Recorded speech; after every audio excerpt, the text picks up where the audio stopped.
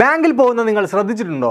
ദേശസാൽകൃത ബാങ്കുകൾ എന്ന വലിയ കുടുംബത്തിലെ ആളനക്കം കുറഞ്ഞു വരുന്നത്. പണ്ട് 27 പേരുണ്ടായിരുന്ന ആ വലിയ കുടുംബം ഇപ്പോൾ വെറും 12 ആയി. പക്ഷേ കഥ ഇവിടെ അവസാനിക്കുന്നില്ല. അടുത്ത വർഷത്തോടെ ബാങ്കുകളുടെ എണ്ണം 3-4 ആയി ചുരുങ്ങും. ചെറിയ ബാങ്കുകൾ വലുതിലേക്ക് ലയിക്കും.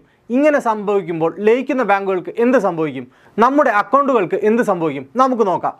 ഇന്ത്യയിലെ ബാങ്കിംഗ് മേഖലയിൽ വരാൻ പോകുന്ന മെഗാ ലയനത്തെക്കുറിച്ചുള്ള വാർത്തകൾക്ക് ചൂടുപിടിക്കുകയാണ്.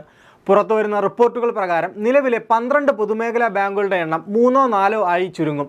അതായത് ബാങ്ക് ഓഫ് മഹാരാഷ്ട്രയും IOB ബാങ്കും ഒന്നും അധിക നാൾ ഉണ്ടാകില്ല എന്നർത്ഥം. ബാങ്കുകളുടെ പ്രവർത്തനം വലിയ കുഴപ്പമില്ലാതെ നടന്നുപോയിക്കൊണ്ടിരിക്കുമ്പോൾ ഇത്തരമൊരു ലയന നടപടി എന്തിന് എന്ന ചോദ്യം പലയിടത്തു നിന്നും ഉയരുന്നുണ്ട്. എന്തിനാണ് ഈ ലയനം? ഉത്തരം സിമ്പിളാണ്: വലുതാകാൻ. നമ്മുടെ ബാങ്കുകൾക്ക് ഇപ്പോൾ ലോകത്തിലെ വലിയ ബാങ്കുകളോട് മത്സരിക്കാൻ പറ്റുന്നില്ല. ഉദാഹരണത്തിന് ലോകത്തിലെ ടോപ്പ് 50 ബാങ്കുകളുടെ ലിസ്റ്റിൽ SBI 43-ാം സ്ഥാനത്താണ്. ആദ്യത്തെ 4 എണ്ണമോ ചൈനീസ് ബാങ്കുകൾ.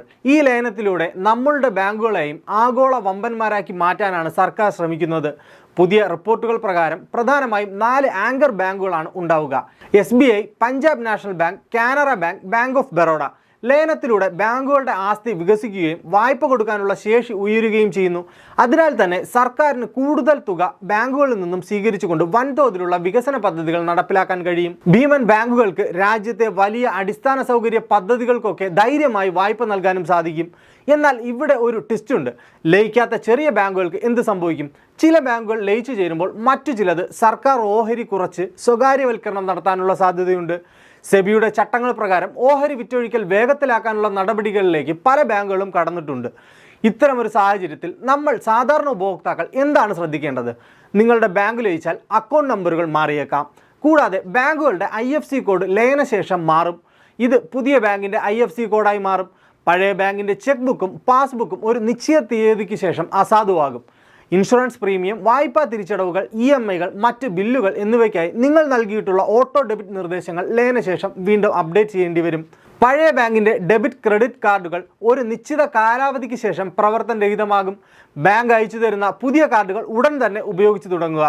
പുതിയ കാർഡ് ലഭിച്ചില്ലെങ്കിൽ ബാങ്കുമായി ബന്ധപ്പെടണം. പുതിയ ബാങ്കിനായി മൊബൈൽ ബാങ്കിംഗ് ആപ്പുകളും UPI പേയ്മെൻറ്റ് ആപ്പുകളും അപ്ഡേറ്റ് ചെയ്യുകയോ അല്ലെങ്കിൽ പുതിയ ബാങ്കിൻ്റെ പേരിൽ രജിസ്റ്റർ ചെയ്യുകയോ വേണം. സുരക്ഷ ഉറപ്പാക്കാൻ മൊബൈൽ ബാങ്കിംഗ് പാസ്വേഡുകൾ ലയനത്തിന് ശേഷം മാറ്റുന്നത് നല്ലതാണ്. ഇന്ത്യയുടെ ബാങ്കിംഗ് മേഖല ഒരു ന്യൂജൻ മേക്ക് ഓവറിനാണ് ഒരുങ്ങുന്നത്. വലുതായാലേ ലോകം ശ്രദ്ധിക്കൂ. ചെറിയ ബാങ്കുകളുടെ കാലം കഴിഞ്ഞു.